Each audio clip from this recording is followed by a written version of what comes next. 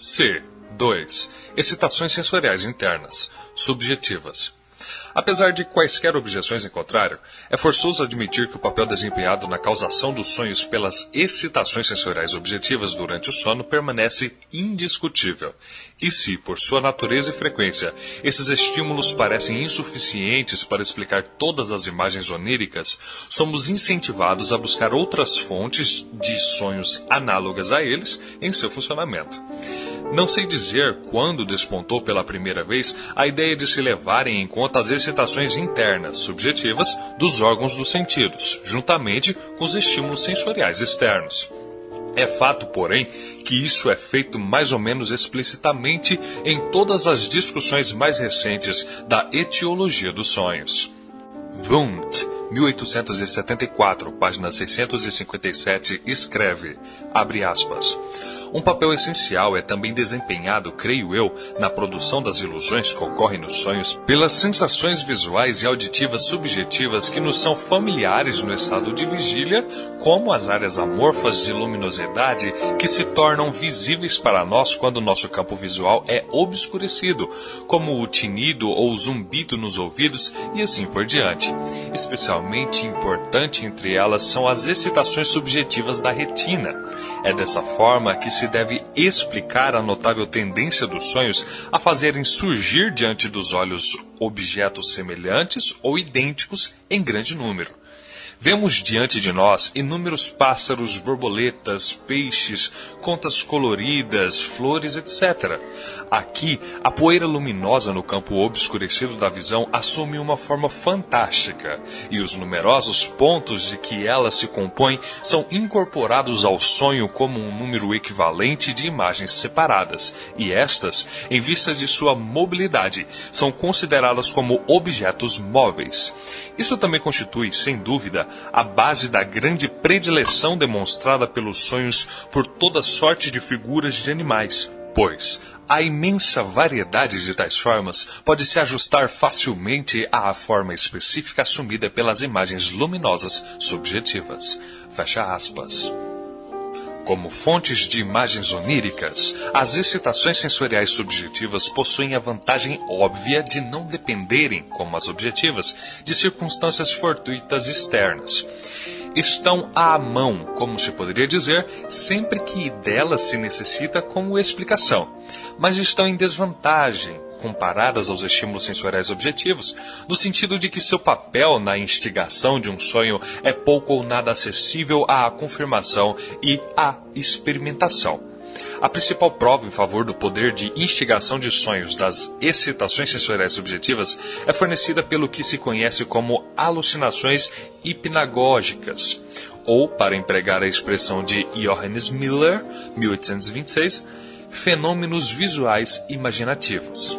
Estes consistem em imagens, com frequência muito nítidas e rapidamente mutáveis, que tendem a surgir, de forma bastante habitual em algumas pessoas, durante o período do adormecimento, e também podem persistir por algum tempo depois de os olhos se abrirem. Murray, que era altamente sujeito a elas, procedeu a seu exame exaustivo e sustenta, como fez Miller, Ibid, página 49 e seguinte, antes dele, a ligação e mesmo a identidade delas com as imagens oníricas. Para produzi-las, diz ele, Murray, 1878, página 59 e seguinte, faz-se necessária uma certa dose de passividade mental, um relaxamento do esforço de atenção. No entanto, basta cair num estado letárgico desse tipo por apenas um segundo, contanto que se tenha a necessária predisposição, para que se experimente uma alucinação hipnagógica. Depois disso, pode-se acordar novamente, e é possível que o processo se repita várias vezes até que afinal se adormeça. Murray verificou que, quando lhe acontecia acordar mais uma vez após um intervalo muito prolongado, ele conseguia detectar em seu sonho as mesmas imagens que lhe haviam flutuado diante dos olhos como alucinações hipnagógicas antes de adormecer. Ibid, página 134 e seguinte. Foi o que ocorreu, em certa ocasião, com diversas figuras grotescas, de feições contorcidas e estranhas coiffures, que o importunavam com extrema persistência enquanto ele adormecia e com as quais se lembrou de ter sonhado depois de acordar. De outra feita, quando sentia fome, por ter entrado num regime frugal, teve uma visão hipnagógica de um prato e de uma mão a segurar um garfo que se servia da comida do prato. No sonho seguinte, estava sentado a uma mesa farta e ouviu o barulho feito com os garfos pelas pessoas que jantavam. Ainda numa outra ocasião, quando foi dormir com os olhos irritados e doloridos, teve uma alucinação hipnagógica com alguns sinais microscopicamente pequenos que só pôde decifrar um a um com extrema dificuldade. Despertou 1 hora depois e se lembrou de um sonho em que havia um livro impresso com tipos muito pequenos que ele lia com grande esforço. Alucinações auditivas de palavras, nomes e assim por diante também podem ocorrer hipnagogicamente, da mesma forma que as imagens visuais, e ser então repetidas num sonho, tal como uma ouverture anuncia os temas principais que serão ouvir uma ópera. Um observador mais recente das alucinações hipnagógicas, George Trumbull Ladd, 1892, seguiu a mesma orientação de Miller e Murray. Depois de praticar um pouco, tornou-se capaz de se acordar repentinamente sem abrir os olhos, 2 a 5 minutos após haver adormecido gradualmente. Assim, teve a oportunidade de comparar as sensações retinianas que acabavam de desaparecer com as imagens oníricas que lhe persistiam na memória. Declara ele que foi possível, em todos os casos, reconhecer uma relação interna entre as duas, pois os pontos e as linhas luminosas da luz idioretínica proporcionavam, por assim dizer, um contorno ou diagrama das figuras mentalmente percebidas no sonho. Por exemplo, uma disposição dos pontos luminosos da retina em linhas paralelas correspondeu a um sonho em que ele vira, claramente dispostas diante de si, algumas linhas de matéria impressa que estava lendo. Ou, para empregar suas próprias palavras, abre aspas, a página nitidamente impressa que eu estava lendo no sonho evaneceu-se num objeto que se afigurou, perante minha consciência de vigília, como um trecho de uma página impressa real, vista através de um orifício oval num pedaço de papel, a uma distância grande demais para que se pudesse distinguir mais do que um fragmento ocasional de uma palavra, e mesmo assim, indistintamente. Fecha aspas. Ladd é de opinião, embora não subestime o papel desempenhado nesse fenômeno pelos fatores centrais, cerebrais, que é difícil ocorrer um único sonho visual sem que haja participação de material fornecido pela excitação retiniana intraocular. Isso se aplica especialmente aos sonhos que ocorrem logo depois de alguém adormecer num quarto escuro, ao passo que a fonte de estímulo para os sonhos que ocorrem de manhã, pouco antes do despertar, é a luz objetiva que penetra nos olhos num quarto que se vai clareando. A natureza mutável e perpetualmente alternante da excitação da luz idioretínica corresponde precisamente à sucessão de imagens em constante movimento que nos é mostrada por nossos sonhos. Ninguém que dê importância a essas observações de Ladd há de subestimar o papel desempenhado nos sonhos por essas fontes subjetivas de estimulação, pois, como sabemos, as imagens visuais constituem o principal componente de nossos sonhos. As contribuições dos nossos sentidos, salvo o da audição, são intermitentes e de menor importância. C. 3. Estímulos somáticos orgânicos internos. Visto estarmos agora empenhados em buscar as fontes dos sonhos dentro do organismo e não fora dele, devemos ter em mente que quase todos os nossos órgãos internos, embora mal nos deem qualquer informação sobre seu funcionamento enquanto sadios, tornam-se uma fonte de sensações predominantemente penosas quando se acham no que descrevemos como estados de excitação ou durante as doenças. Essas sensações devem ser equiparadas aos estímulos sensoriais ou penosos que nos chegam do exterior. A experiência de séculos reflete-se, para citarmos um exemplo, nas observações de Strumpel sobre o assunto, 1877, página 107. Abre aspas. Durante o sono, a mente atinge uma consciência sensorial muito mais profunda e ampla dos eventos somáticos do que durante o estado de vigília. É obrigada a receber e a ser afetada por impressões de estímulos provenientes de partes do corpo e de modificações do corpo das quais nada sabe enquanto desperta. Fecha aspas. Um escritor tão remoto quanto Aristóteles já considerava perfeitamente possível que os primórdios de uma doença se pudessem fazer sentir nos sonhos antes que se pudesse observar qualquer aspecto dela na vida de vigília, graças ao efeito amplificador produzido nas impressões pelos sonhos. Verem 1. Também os autores médicos, que certamente estavam longe de acreditar no poder profético dos sonhos, não contestaram seu significado como pressagiadores de doenças. Conferir Simon, 1888, página 31, e muitos outros autores mais antigos. Alguns exemplos do poder diagnosticador dos sonhos parecem ser invocados em épocas mais recentes. Assim, Tessier, 1898, página 62 e seguinte, cita a história de Artigue, 1884, página 43, sobre uma mulher de 43 anos de idade que, embora aparentemente em perfeita saúde, foi durante alguns anos atormentada por sonhos de angústia. Passando então por um exame médico, verificou-se que estava no estágio inicial de uma afecção cardíaca, da qual veio finalmente a falecer. Os distúrbios pronunciados dos órgãos internos agem, obviamente, como instigadores de sonhos em inúmeros casos. A frequência dos sonhos de angústia nas doenças do coração e dos pulmões é geralmente admitida. Realmente, essa faceta da vida onírica é colocada em primeiro plano por tantas autoridades que me contento com uma mera referência à literatura. Radestock, 1879, página 70. Spitat, 1882, página 241 e seguinte. Murray, 1878, página 33 e seguinte. Simon, 1888.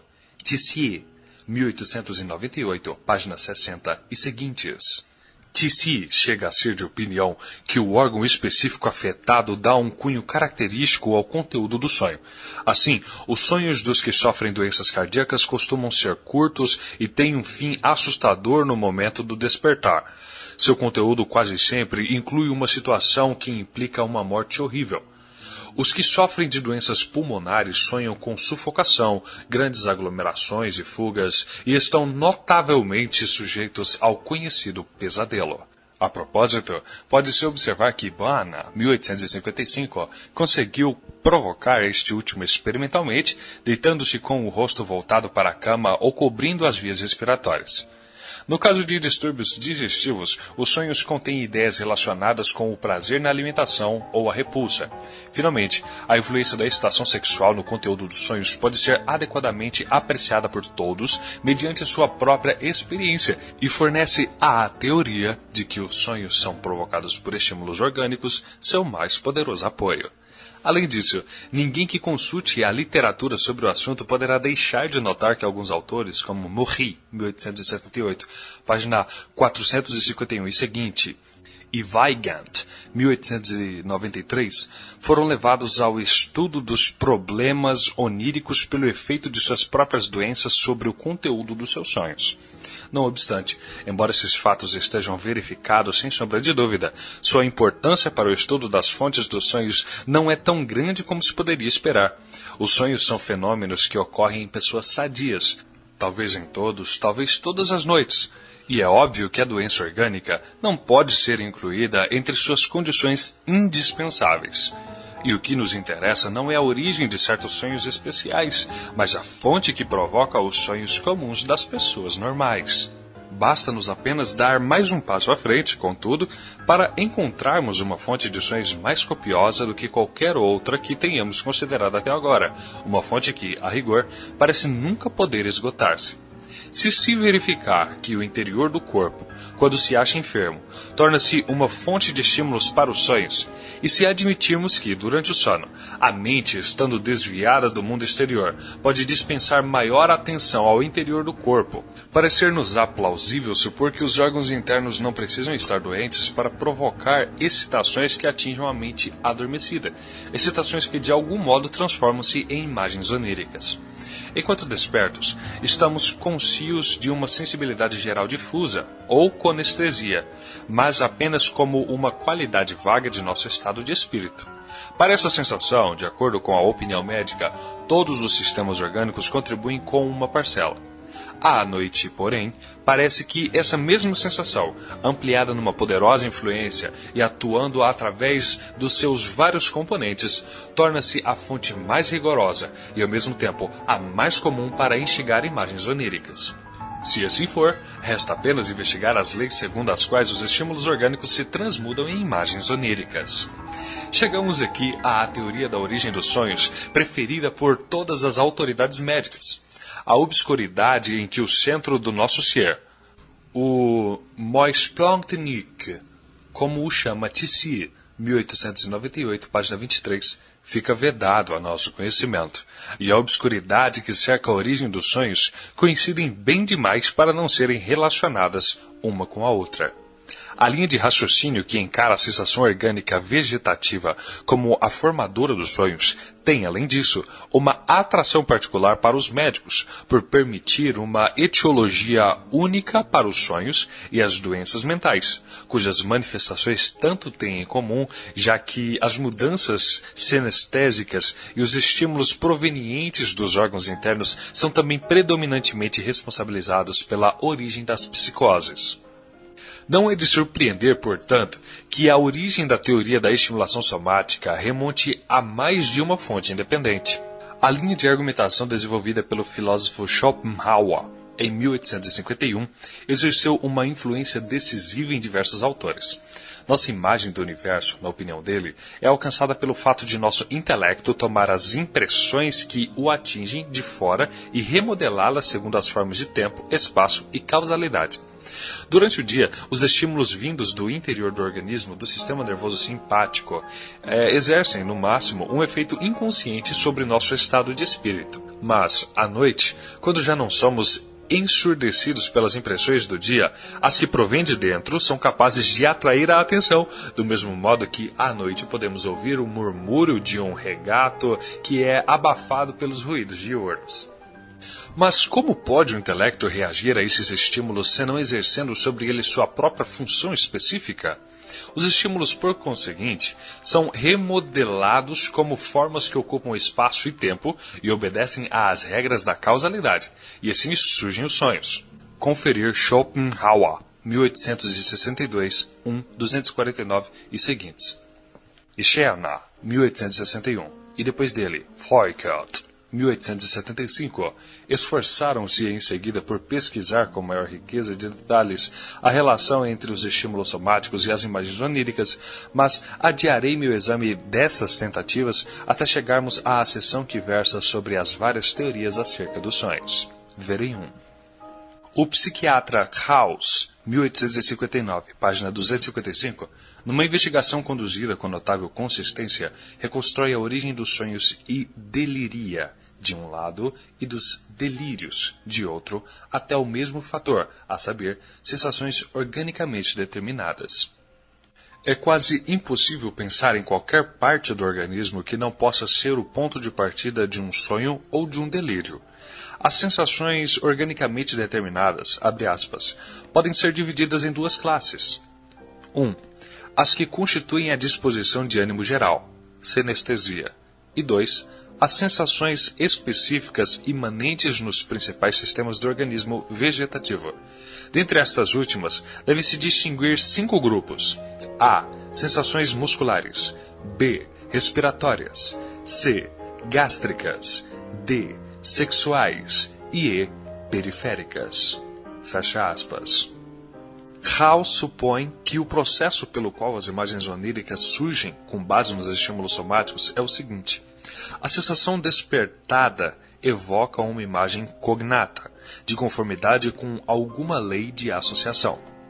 Combina-se com a imagem numa estrutura orgânica, à qual, no entanto, a consciência reage anormalmente, pois não presta nenhuma atenção à sensação e dirige toda ela para as imagens concomitantes, o que explica por que os verdadeiros fatos foram mal interpretados por tanto tempo. Krauss tem um tempo especial para descrever esse processo, a transubstanciação das sensações em imagens oníricas. A influência dos estímulos somáticos orgânicos sobre a formação dos sonhos é quase universalmente aceita hoje em dia, mas a questão das leis que regem a relação entre eles é respondida das mais diversas maneiras e muitas vezes por afirmações obscuras. Com base na teoria da estimulação somática, a interpretação dos sonhos defronta-se assim com o problema especial de atribuir o conteúdo de um sonho aos estímulos orgânicos que o causaram e, quando as normas de interpretação formuladas por Sheana, 1861, não são aceitas, muitas vezes nos vemos diante do fato desconcertante de que a única coisa que revela a existência do estímulo orgânico é precisamente o conteúdo do próprio sonho. Há uma razoável dose de concordância, contudo, quanto à interpretação de várias formas de sonhos que são descritos como típicos por ocorrerem num grande número de pessoas e com conteúdo muito semelhante. São eles os conhecidos sonhos de cair de grandes alturas, de dentes que caem, de voar e do embaraço de estar despido ou insuficientemente vestido. Este último sonho é atribuído simplesmente ao fato de a pessoa adormecida perceber que atirou longe os lençóis e está exposta ao ar. O sonho com a queda dos dentes é atribuído a um estímulo dental, embora isso não implique necessariamente que a excitação dos dentes é patológica. De acordo com Strumpel, 1877, página 119, sonhar que se está voando é a imagem que a mente considera apropriada como interpretação do estímulo produzido pela elevação e pelo abaixamento dos lobos pulmonares nas ocasiões em que as sensações cutâneas no tórax deixam de ser conscientes. É esta última circunstância que leva à sensação ligada à ideia de flutuar. Diz-se que o sonho com as quedas de grandes alturas se deve a um braço que passa a pender do corpo ou a um joelho flexionado que se estende de súbito, no momento em que a sensação de pressão cutânea começa a não mais ser consciente. Os movimentos em questão fazem com que as sensações táteis voltem a se tornar conscientes, e a transição para a consciência é psiquicamente representada pelo sonho de estar caindo. Ibid, página 118. O evidente ponto fraco dessas tentativas de explicação, por mais plausíveis que sejam, está no fato de que, sem quaisquer outras provas, elas podem produzir hipóteses bem-sucedidas de que este ou aquele grupo de sensações orgânicas entra ou desaparece da percepção mental até se obter uma configuração que proporcione uma explicação do sonho. Mais adiante, terei oportunidade de voltar à questão dos sonhos típicos e de sua origem. Verem 1, A2 e 3. Simon, 1888, página 34 e seguintes, tentou deduzir algumas das normas que regem a forma pela qual os estímulos orgânicos determinam os sonhos resultantes, comparando uma série de sonhos semelhantes. Afirma ele que, quando um aparelho orgânico que normalmente desempenha um papel de expressão de uma emoção é levado, por alguma causa estranha durante o sonho, ao estado de excitação que geralmente se produz pela emoção, surge então um sonho que contém imagens adequadas à emoção em causa. Outra regra estipula que, se um órgão estiver em estado de atividade, excitação ou perturbação durante o sono, produzirá imagens relacionadas com o desempenho da função executada pelo órgão em questão. Mourlivoy, 1896, dispôs-se a provar experimentalmente, num setor específico, o efeito sobre a produção dos sonhos que é sustentado pela teoria da estimulação somática. Seus experimentos consistiam em alterar a posição dos membros de uma pessoa adormecida e comparar os sonhos resultantes com as alterações efetuadas. Eis como enuncia seus resultados. 1. A posição de um membro no sonho corresponde aproximadamente à sua posição na realidade. Assim, sonhamos com um membro numa posição estática quando ele se acha efetivamente imóvel. 2. Ao sonharmos com um membro em movimento, uma das posições experimentadas no processo de concluir o movimento corresponde invariavelmente à posição real do membro. 3. A posição do próprio membro do sonhador pode ser atribuída, no sonho, a alguma outra pessoa. 4. Pode-se ter um sonho de que o movimento em questão está sendo impedido. 5. O membro que se encontra na posição em questão pode aparecer no sonho como um animal ou um monstro, em cujo caso se estabelece uma certa analogia entre eles. 6. A posição de um membro pode dar margem, no sonho, a pensamentos que tenham alguma relação com o membro. Dessa forma, em se tratando dos dedos, sonhamos com números. Estou inclinado a concluir desse tipo de resultados que nem mesmo a teoria da estimulação somática conseguiu eliminar inteiramente a visível ausência de determinação na escolha das imagens oníricas a serem produzidas. C. 3. Fontes psíquicas de estimulação. Enquanto abordávamos as relações dos sonhos com a vida de vigília e o material onírico, verificamos que os mais antigos e mais recentes estudiosos dos sonhos eram unânimes na crença de que os homens sonham com aquilo que fazem durante o dia e com o que lhes interessa enquanto estão acordados. Em 1. Tal interesse, transpondo da vida de vigília para o sono, seria não somente um vínculo mental, um elo entre os sonhos e a vida, como também nos proporcionaria uma fonte adicional de sonhos que não seria de se desprezar. De fato, tomado em conjunto com os interesses que se desenvolvem durante o sono, os estímulos que afetam a pessoa adormecida, talvez ele pudesse ser suficiente para explicar a origem de todas as imagens oníricas. Mas também ouvimos a afirmação oposta, ou seja, a de que os sonhos afastam o sujeito adormecido dos interesses diurnos e que, em regra geral, só começamos a sonhar com as coisas que mais nos impressionaram durante o dia, depois de elas terem perdido o sabor de realidade na vida de vigília. Verem 1 e 2.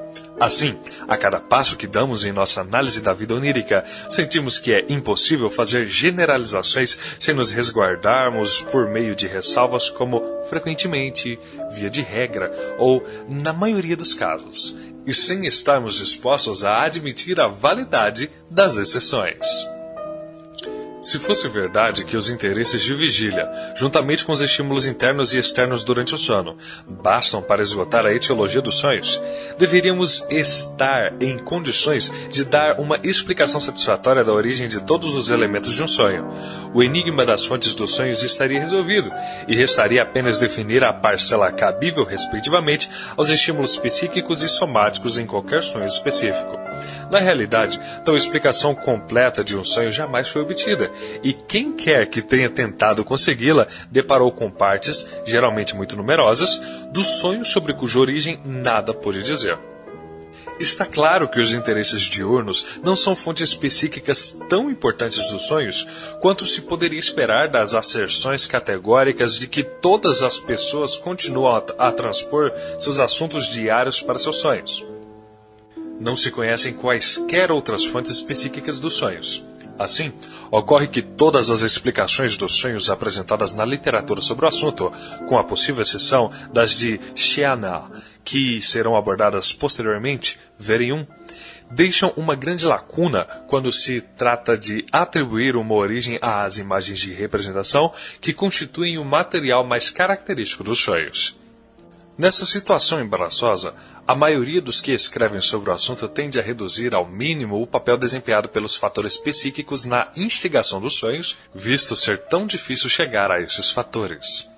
É verdade que esses autores dividem os sonhos em duas classes principais, as causadas pela estimulação nervosa e as causadas pela associação, das quais as últimas têm sua fonte exclusivamente na reprodução de material já vivenciado. Conferir Wundt, 1874, 657. Não obstante, não conseguem fugir a uma dúvida. Saber, abre aspas, se algum sonho pode ocorrer sem ser impulsionado por algum estímulo somático. Fecha aspas. Feuerkert, 1875, 127. É difícil até mesmo dar uma descrição dos sonhos puramente associativos. Abre aspas. Nos sonhos associativos propriamente ditos, não há nenhuma possibilidade de existir tal núcleo sólido, derivado da estimulação somática. Até mesmo o próprio centro do sonho está apenas frouxamente reunido. Os processos de representação, que não são regidos pela razão ou pelo bom senso em nenhum sonho, já nem sequer se mantêm ligados aqui por quaisquer excitações somáticas ou mentais relativamente importantes, ficando assim entregues às suas próprias mudanças caleidoscópicas e à sua própria confusão embaralhada. Fecha aspas. Ibid 118. Wundt, 1874, páginas 656 a 657, também procura minimizar o fator psíquico na provocação dos sonhos. Declara que não parece haver justificativa para se considerarem os fantasmas dos sonhos como puras alucinações. É provável que a maioria das imagens oníricas consista de fato em ilusões, uma vez que surgem de tênues impressões sensoriais que jamais cessam durante o sono. Weigand, 1893, página 17, adotou esse mesmo ponto de vista e generalizou sua aplicação. Ele afirma no tocante a todas as imagens oníricas, abre aspas, que suas causas primárias são estímulos sensoriais e que só depois é que as associações reprodutivas ficam ligadas a eles. Fecha aspas. Tessier, 1898, página 183, vai ainda mais longe ao estabelecer um limite para as fontes psíquicas de estimulação. Abre aspas. Le rêve d'origine absolument psychique n'existait pas. Fecha aspas. Agora eu vou fazer uma pausa na narração da obra para poder trazer a tradução desse trecho em língua estrangeira que por algum motivo não foi traduzido. Em português isso quer dizer, abre aspas, sonhos de origem absolutamente psíquica não existem. Fecha aspas. Agora continuando, nós temos outro trecho em língua estrangeira. Ibid 6, abre aspas. Les pensées de nos rêves nous viennent du dehors. Fecha aspas. Fazendo novamente uma pausa na narração, a tradução desse segundo trecho é, abre aspas, os pensamentos dos nossos sonhos vêm de fora. Fecha aspas. Continuando, os autores que, como o eminente filósofo Wundt, adotam uma posição intermediária, não deixam de observar que, na maioria dos sonhos, os estímulos somáticos e os instigadores psíquicos, sejam eles desconhecidos ou identificados como interesses diurnos, atuam em cooperação. Verificaremos mais tarde que o enigma da formação dos sonhos pode ser solucionado pela revelação de uma insuspeitada fonte psíquica de estimulação. Entre mentes, não teremos nenhuma surpresa ante a superestimação do papel desempenhado na formação dos sonhos por estímulos que não decorrem da vida mental. Não apenas eles são fáceis de descobrir e até mesmo passíveis de confirmação experimental, como também a visão somática da origem dos sonhos está em perfeita harmonia com a corrente de pensamento predominante na psiquiatria de hoje. É verdade que a predominância do cérebro sobre o organismo é sustentada com aparente confiança. Não obstante, qualquer coisa que possa indicar que a vida mental é de algum modo independente de alterações orgânicas demonstráveis, ou que suas manifestações são de algum modo espontâneas, alarma o psiquiatra moderno, como se o reconhecimento dessas coisas fosse trazer de volta, inevitavelmente, os dias da filosofia da natureza, verem 1, e divisão metafísica da natureza da mente. As suspeitas dos psiquiatras puseram a mente, por assim dizer, sob tutela, e agora eles insistem em que nenhum de seus impulsos tenha permissão de sugerir que ela dispõe de quaisquer meios próprios.